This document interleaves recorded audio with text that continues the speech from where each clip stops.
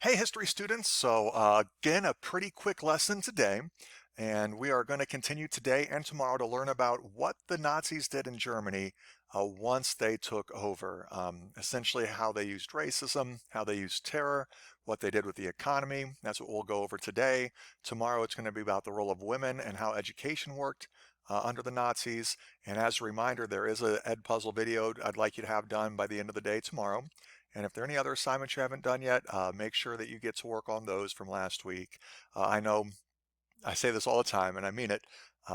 It's okay if it's taking you a while. Just please, if you're not able to get certain things done, just shoot me an email. Let me know. I'll be happy to work with you. But please do communicate with me. I really do enjoy hearing from you, even if it's you being annoyed at my lessons. It's nice to hear from you. It really is.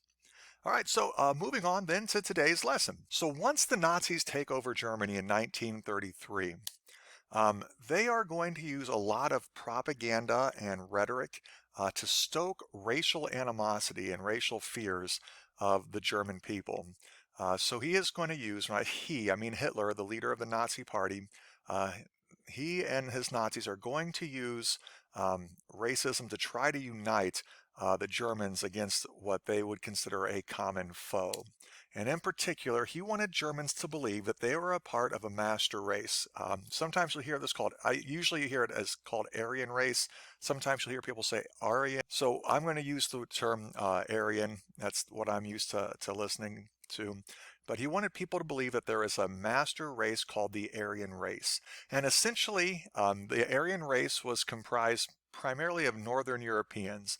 Uh, Europeans with fairer skin, meaning sort of white skin, blonde hair, and blue eyes. And he wanted everyone to think that this Aryan race was the most superior race in all of history, that all the great things that have ever happened was because of the Aryan race.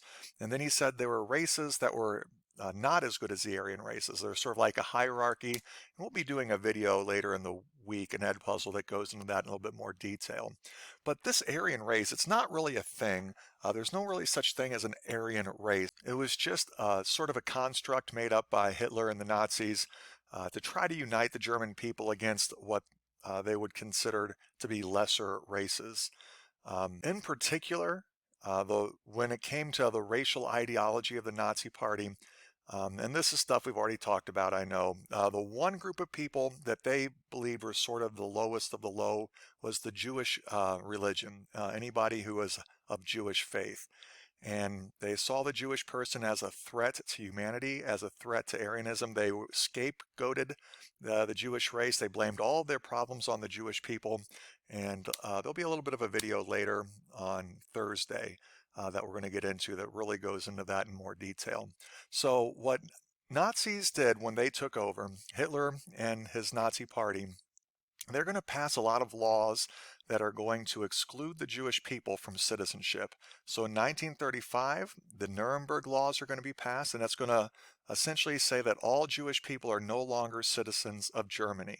So that's kind of amazing, really, if you could imagine a law being passed in the United States saying that a particular religion, people who practice that religion can no longer be American citizens. That's it's just something that's hard for us to wrap our brains around. Um, in 1939, Jewish people were forced to, while they were in public, to wear a badge on their arm that showed the Star of David. And again, the Star of David is a traditional symbol of Judaism. And this way people knew who was Jewish and non-Jewish. And you probably would wonder, well, how would they know? Like, what if I was Jewish and I just went out and I wasn't wearing a Star of David?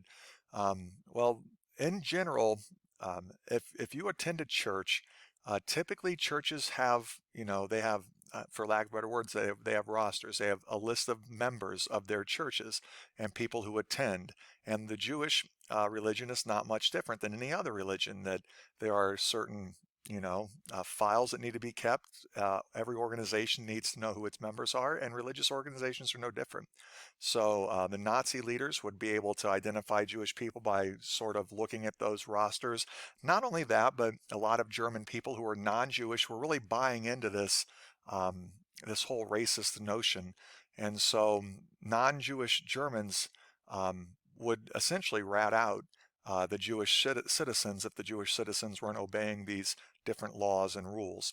And so if you're a Jewish person that got caught after 1939 without the mark of the Star of David, you could get really in a terrible situation from that. Another terrible event that we're going to again go into a little bit more detail when we dive into the Holocaust. In 1938, the Nazi Party is going to um, organize something that we call Kristallnacht, the Night of Broken Glass, in which the Nazis are going to destroy many Jewish homes, many Jewish businesses and synagogues. It's really an act of terror, making sure that the Jewish people realize that they are not welcome in Germany and that they need to essentially behave, because at any moment their livelihood could be in a lot of danger. So once the Nazis took over, there is going to be a group of Nazi soldiers called the SS, and this is the group of soldiers that are going to essentially be Hitler's personal bodyguards, or supposed to be sort of the most elite, most diehard Nazi soldiers. And they were recruited to be elite soldiers and really brainwashed into this whole Nazi regime.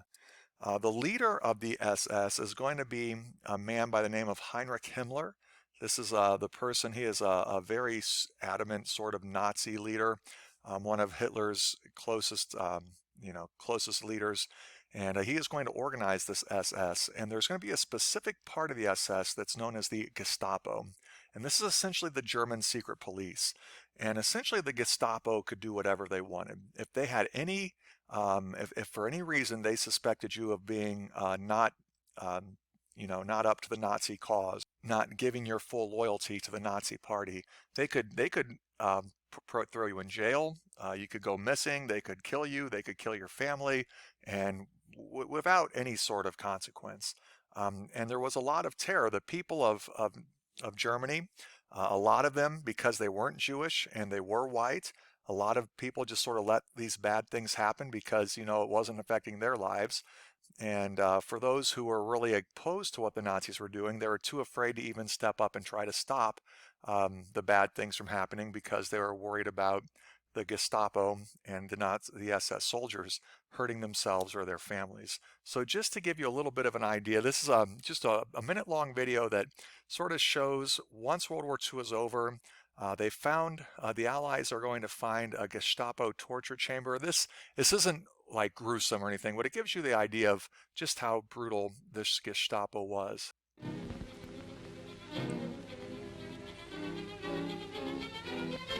These pictures, taken almost in the shadow of the Eiffel Tower, bear grim witness to Nazi inhumanity.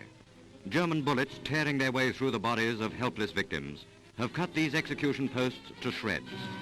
In this disused rifle range, soundproofed to stifle screams, Gestapo men burned Parisians at the stake to extort information.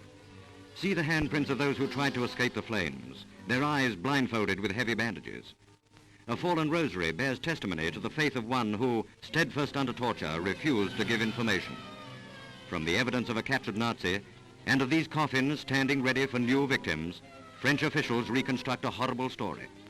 Parisians stand mutely by as the bodies of their tortured comrades are unearthed. They will never forget the horrors of Gestapo Inquisition. And so there you can see a little bit. That was just some war footage after World War II of a captured Gestapo torture chamber. Now this was in France, but the Gestapo is known for doing all sorts of terrible things. So when Hitler and the Nazis come to power, not only are they going to keep power by using sort of brainwashing people with their racist ideology, also using terror, but they're also going to try to turn around the German economy. And they use the poor economy of the Great Depression almost as an excuse to rearm the German military. And if you remember, after World War I and the Treaty of Versailles, Germany was supposed to have a very, very small military. They weren't supposed to have airplanes. Their navy was supposed to be severely reduced. They weren't supposed to have more than 100,000 soldiers. Well, Hitler's going to come to power, and he's going to say, we need to, turn our economy around. We have all of these people who are unemployed. We have people who need jobs. So one of the things we can do to stimulate jobs is we can get people to start to build roads. We can get people to start to build tanks. We can get people to start to build airplanes. And we can also just get people to serve in the military. So he's going to use the Great Depression to try to stimulate the German economy through doing all sorts of different things, not the least of which rearming their military. So he spent a lot of money to make tanks and ships and aircrafts, all of which were in violation of the Treaty of Versailles. And that's going to be able to put a lot of Germans back to work. Um, he also is going to create government work camps that all men ages 18 to 25 had to go to. And essentially, um, it's if you were a male and had to go to these camps, you would get paid, but you would essentially not be getting paid a whole lot. It was sort of a duty that you were doing for the fatherland, for the Führerland, um, for Germany. And it was sort of seen as a civic duty, but it was a way to take people who were unemployed and put them to work to start making things again. Unemployment will fall through the 1930s, but all across the world, unemployment's going to start to fall.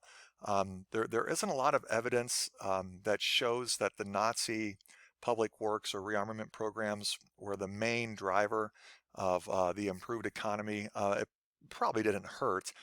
Anytime you take unemployed people and put them to work, it's going to help the economy a little bit. Um, but the Nazis used propaganda very effectively to say, "Hey, look, we're turning the economy around. We're making, Germany a really strong country again." And so it's going to just be one more thing that the Nazis can use as a feather in their cap to keep the people of Germany on their side. And that's going to do it for today's lesson. Like I said, pretty small lesson, pretty brief lesson. Make sure you're keeping up with the Edpuzzle video and try to get that done by the end of the day tomorrow. It does a really nice job of covering some of the things we're going over and a little bit of some of it's a little bit different, but it's all accurate. And it's really interesting, really interesting what happens to Germany under the Nazis. Tomorrow we're going to pick up. We're going to go into what the Nazis' view of what women should be doing, and we're also specifically going to hit what the Nazis' view of education was. And we're going to start off by going into the concept of propaganda, and I'm really excited for tomorrow's lesson. So that was today. Very quick, very brief. Make sure you're doing your Edpuzzle video. If you have any questions or anything at all, don't hesitate to contact me. Hope you're doing well, and I will talk to you later. Have a good day. Bye.